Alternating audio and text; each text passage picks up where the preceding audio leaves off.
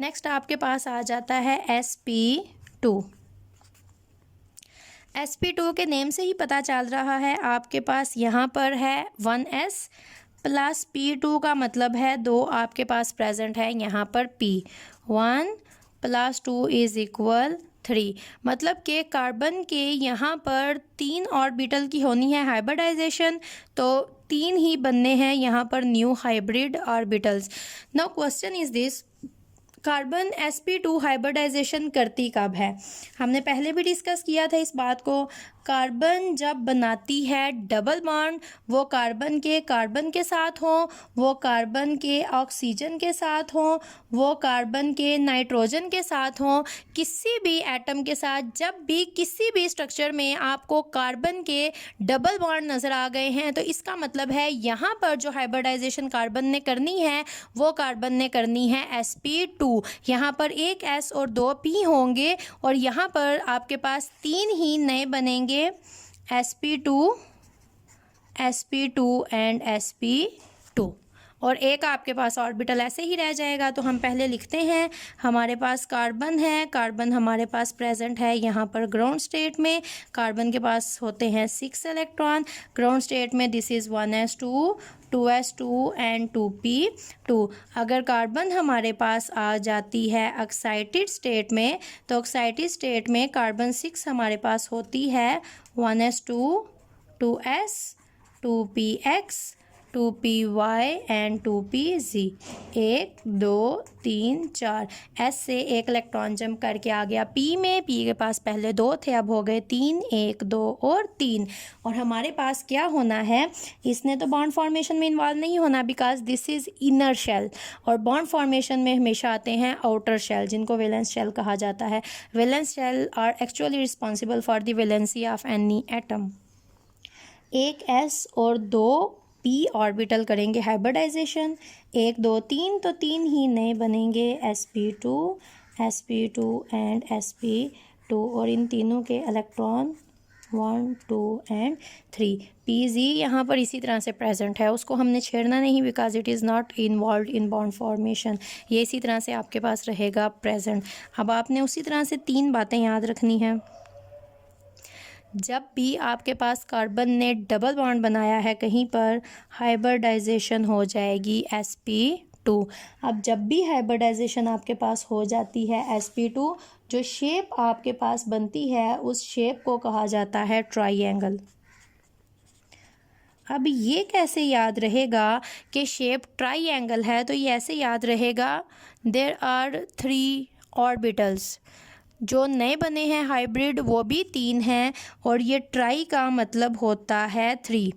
Clear? तो इसी तरह से आपने याद रखना है कि sp2 जब भी हाइब्रिडाइजेशन होगी, शेप आपके पास होगी ट्राइएंगल, एंगल आपके पास होगा 120। अब ये एंगल कैसे याद रखना है? द वेरी सिंपल थिंग, जो आपके पास 360 है उसको जब आप देखोगे divided in 3, that is equal to 120। तो ये 120 एंगल आपके पास आ जाता है, that is the stable one geometry and angle. और ट्राइएंगल को जब हम ड्रा करते हैं तो वो इस तरह से आता है।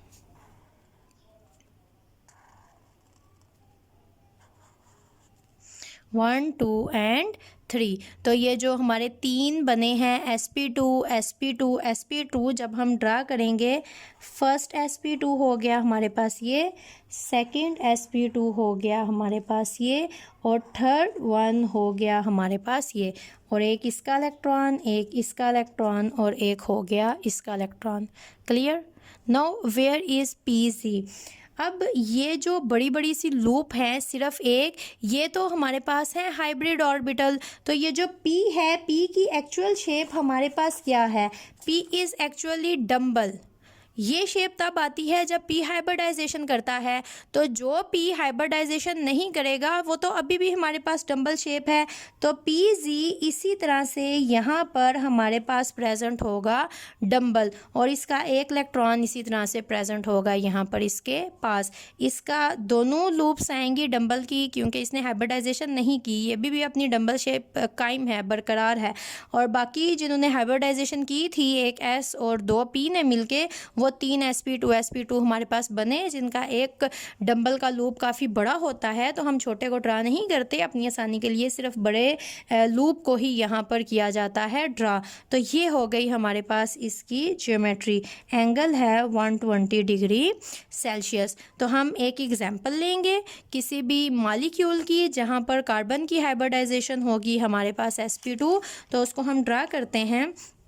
यहाँ पर हमने एक एग्जांपल ले ली जहाँ पर कार्बन के दरमियान है डबल बॉन्ड, यहाँ पर 2 हाइड्रोजन हैं और यहाँ पर 2 हाइड्रोजन। जब पेपर में ये आपको आएगा तो ये C2H4 इस तरह से अगर आ जाए, तो सबसे पहले जो आपने ड्रा करना होता है वो कार्बन की चेन है। 2 कार्बन हैं तो 2 कार्बन को आपने इस तरह से ड्रा कर लिया, 1 और 2। हाइड्रोजन कितने हैं? 4। तो कार्बन 2 हैं तो आधे आधे हाइड्रोजन मिलेंगे, तो 1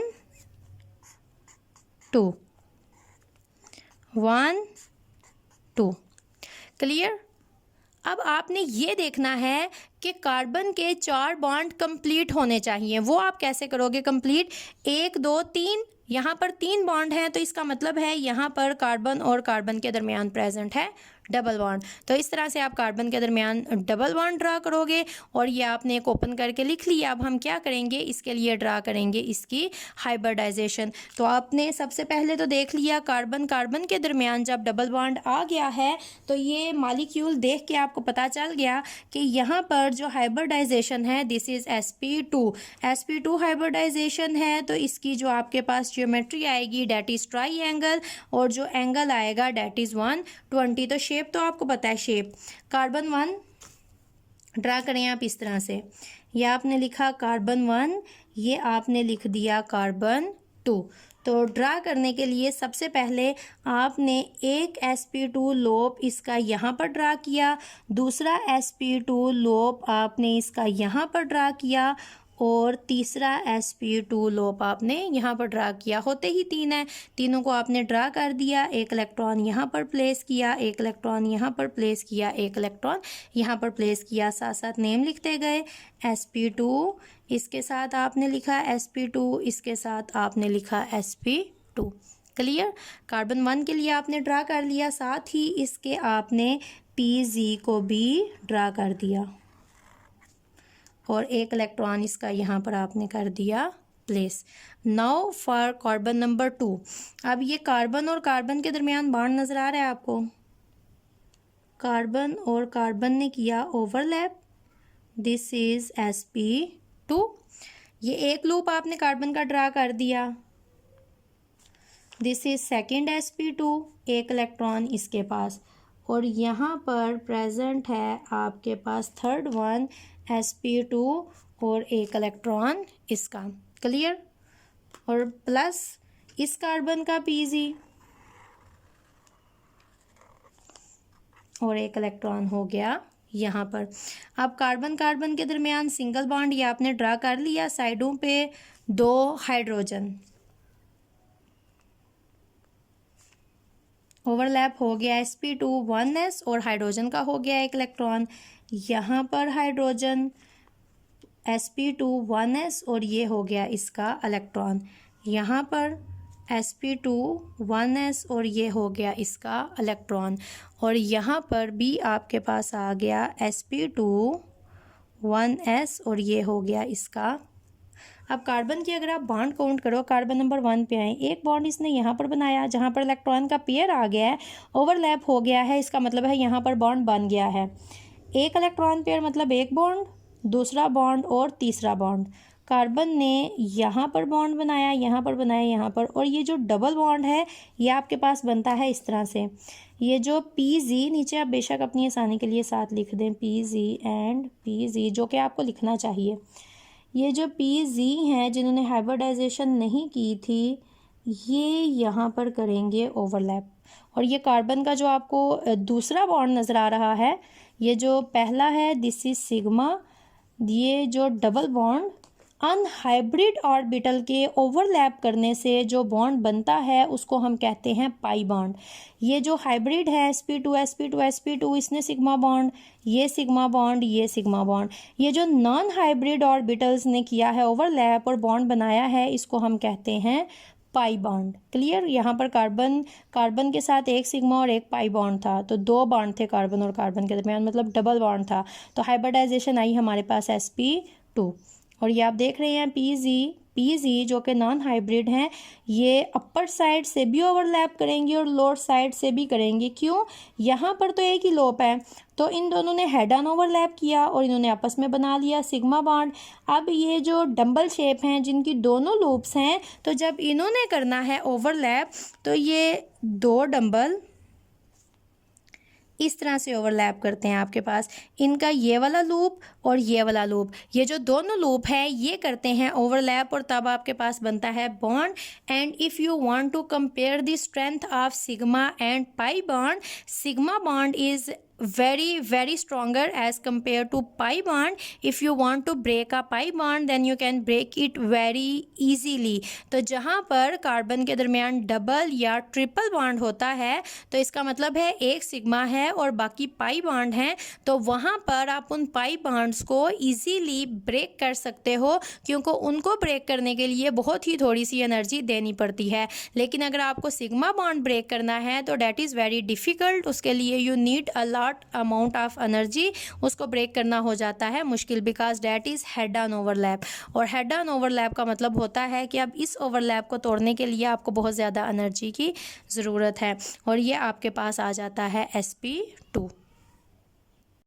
जब आपके पास sp2 पेपर में आएगा तो आपने इसी तरह से सबसे पहले क्या करना है, ये जो कार्बन की है आपके पास ग्राउंड स्टेट, इसको लिखना है, फिर आपने कार्बन की एक्साइटेड स्टेट को लिखना है, फिर आपने क्या करना है, ये s इसको ड्रा करना है, px py, ये 3 वो ऑर्बिटल हैं जिन्होंने अपनी हाइब्रिडाइजेशन करनी है। फिर ये जो 3 नए sp2 बन रहे हैं, आपने इनको ड्रा करना है, और लास्ट में ये जो आपके पास आ जाती है ट्राईएंगल शेप, इसको ड्रा करना है। और एक मालिक्यूल तो एग्जाम्पल के तौर पे आप ऐड करोगे, और अगर इसी मालिक्यूल की डायरेक्ट शेप ड्रा करने के लिए आ जाती है पेपर में, तो आप क्या करोगे, उस शेप को ड्रा करोगे, जो कि वो शेप उन्होंने बुक में आपको ऑलरेडी दी हुई है। तो आप ये बुक से देख के इसको ईजीली ड्रा कर सकते हो। और ये जो लास्ट में इन्होंने आपको शेप ड्रा करके दी है, इसका मतलब क्या है? इसका मतलब ये है कि ये जो PZ और PZ ने ओवरलैप किया है, एक्चुअली क्या होता है, यहाँ पर ये सारा एक एरिया जिस तरह से ये मैंने ड्रा किया है, तो ये अपर साइड पे एक पूरा एरिया आ जाता है, लोअर साइड पे एक पूरा एरिया आ जाता है। जहाँ पर इनका ओवरलैप हुआ है वहाँ पर पॉसिबिलिटी होती है इलेक्ट्रॉन के प्रेजेंट होने की। तो जिस जगह पे इलेक्ट्रॉन के प्रेजेंट होने की पॉसिबिलिटी होती है, उस सारे एरिया को हम कहते हैं इलेक्ट्रॉनिक क्लाउड। तो ये एक इलेक्ट्रॉनिक क्लाउड बन जाता है अपर और लोअर साइड पे।